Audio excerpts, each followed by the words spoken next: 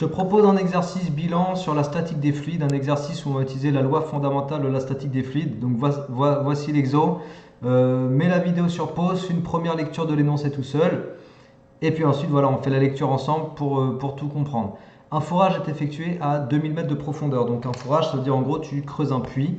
Donc on va modéliser, on va remplir au fur et à mesure, enfin on va construire un schéma qu'on va remplir au fur et à mesure. Donc voilà notre puits. Le puits de forage est cylindrique de diamètre D. Au fond du puits, la tête de forage atteint une poche de pétrole dont la pression est PF égale 2,1 10 puissance 7 pascal. Donc en gros là, tu atteins voilà, une poche de pétrole. Et on a ici une pression, voilà, où j'ai mis la croix rouge, qui est de 2,1 fois 10 puissance 7 pascal. Ok, c'est très très moche. 2,1 fois 10 puissance 7 pascal, c'est largement supérieur à la pression atmosphérique. La pression atmosphérique, pour rappel, elle t'a indiqué dans l'exo ici, mais c'est en gros 10 puissance 5 pascal. Donc là, tu as 10 puissance 7 pascal, tu es 100 fois plus grand. Ça veut dire que si tu creuses et que tu atteins la poche, naturellement, le pétrole va jaillir. Ok, il va tout de suite remonter le long du tuyau. Bon, après, est-ce qu'il va réussir à parcourir les 2000 mètres? Il faudrait faire un calcul pour voir s'il y a suffisamment de pression pour remonter 2000 mètres, mais je pense que ça remonterait. Donc en gros, il faut quoi? Il faut empêcher le pétrole de remonter. Et c'est ce qu'ils te disent, pour que le pétrole ne s'écoule pas, de la boue que l'on négligera, enfin que l'on considérera comme un fluide, est injectée dans le puits de forage. Ça veut dire que tu vas remplir ici avec de la boue. Alors, est-ce qu'on va remplir jusque tout en haut? Je ne pense pas. On ne va pas considérer qu'on remplit le 2000 mètres comme ça avec de la boue, tu vois. On remplit jusqu'à une certaine hauteur. Et le but, c'est quoi? Le but, c'est il est nécessaire que la pression de cette boue au fond du puits soit égale à la pression du pétrole dans la poche. Donc en gros, à ce niveau-là, quand la boue touche la poche de pétrole, il faut que tu aies la même pression dans la boue que celle du pétrole. Donc il faut que la pression au niveau du point rouge, d'ailleurs on va dire que ce point rouge là, c'est le point B.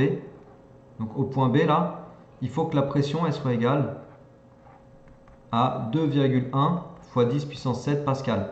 Pour que la force pressante, alors tu sais, force pressante, c'est dans le cours ça.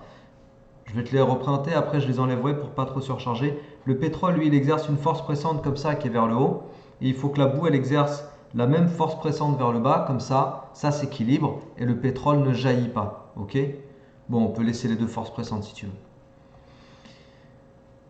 Donc en gros, il va falloir calculer la hauteur de boue, c'est la question 1, calculer la hauteur de boue pour que le pétrole ne jaillisse pas. Je te propose de rajouter le point A ici, qui se trouve à la surface libre de la boue, donc tout en haut de la colonne de boue en fait.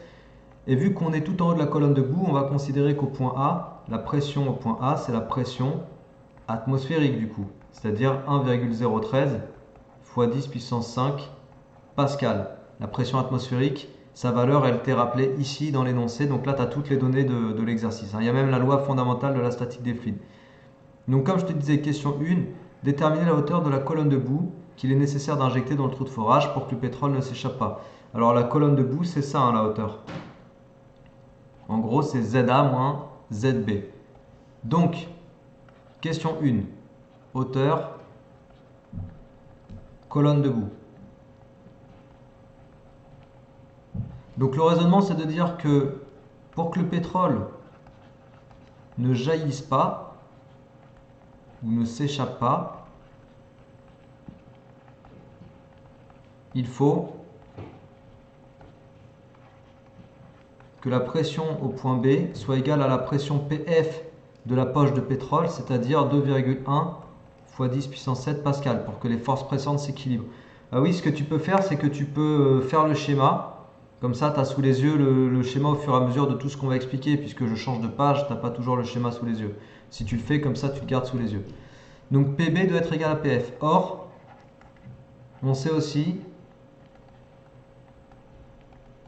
que la pression au point A, donc la surface libre de boue, c'est la pression atmosphérique.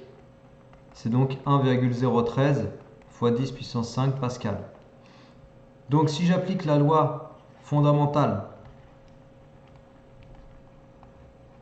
de la statique des fluides, puisqu'ils nous disent qu'on considère que la boue est un fluide, on va écrire que PB moins PA égale masse volumique de la boue, puisqu'il s'agit bien de boue, fois G fois ZA moins ZB. Donc la loi, elle t'est rappelée dans les données ici, là. Tu vois? Si jamais tu la connais pas, il te la rappelle. Bon, après, le must, c'est de la connaître. En tout cas, la différence des altitudes entre celle du point A et celle du point B, bah, c'est ce que j'ai appelé grand H. C'est la hauteur de boue, en fait. ZA moins ZB, c'est la hauteur de boue. C'est grand H. Donc, tu obtiens la relation suivante.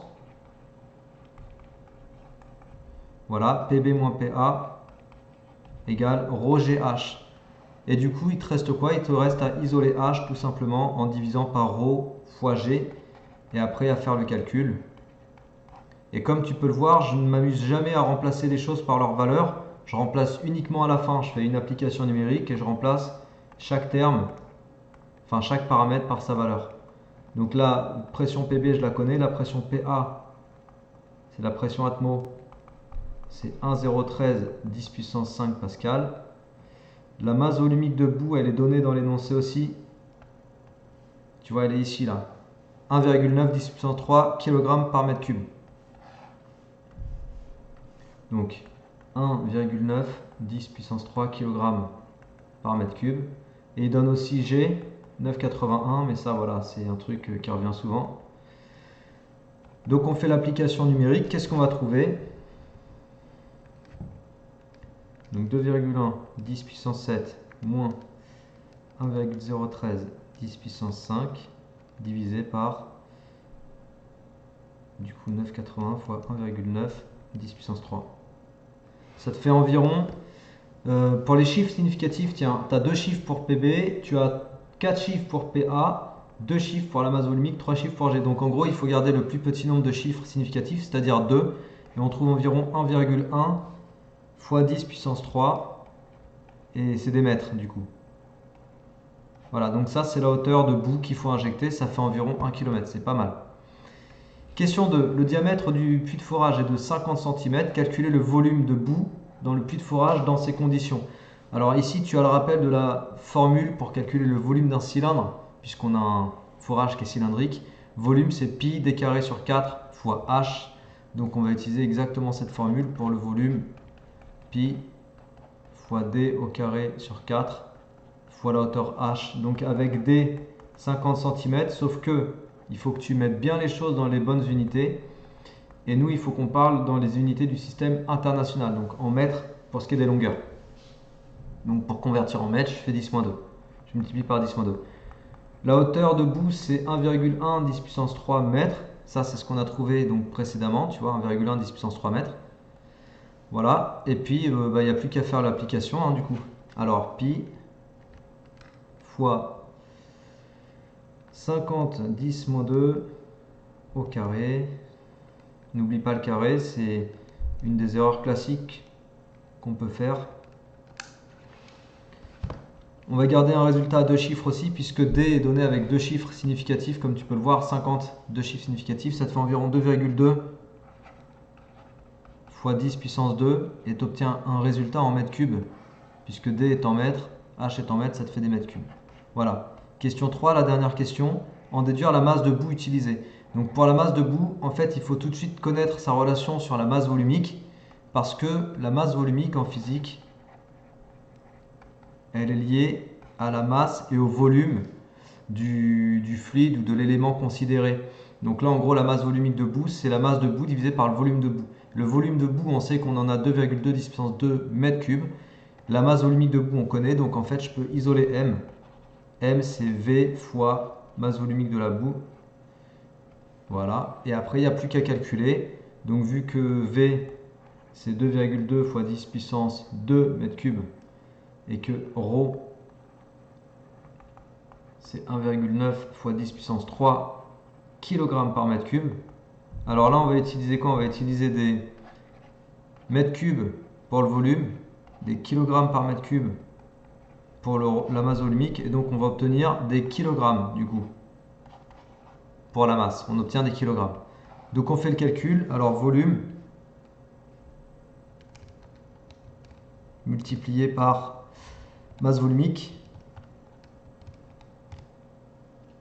ça te fait environ 4,2 10 puissance 5 kg.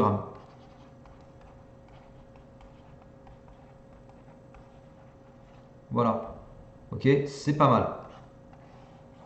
Ok, ça fait des centaines de tonnes. Ça fait 420 tonnes en fait à peu près. Parce que ça fait 4,2 10 puissance 2 tonnes, donc ouais, 420 tonnes environ. C'est pas mal du tout.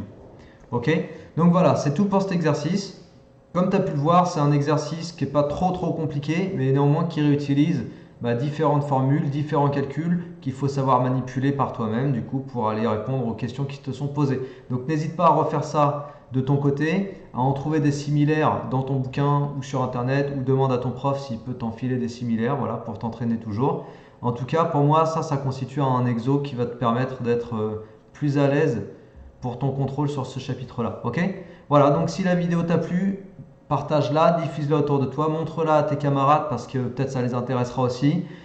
Sinon, de ton côté, travaille bien, motive-toi bien. Je t'envoie plein de force, de motivation.